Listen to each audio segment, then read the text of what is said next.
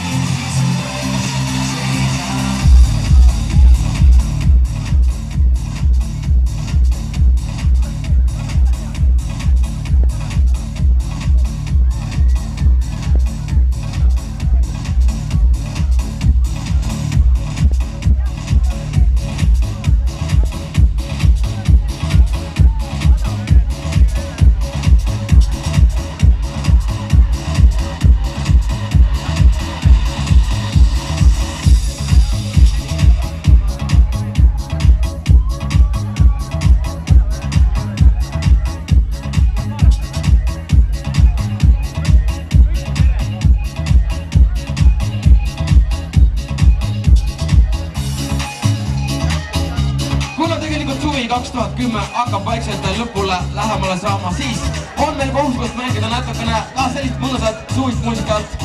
Aastal 2010 6.6 Coco Jumbo.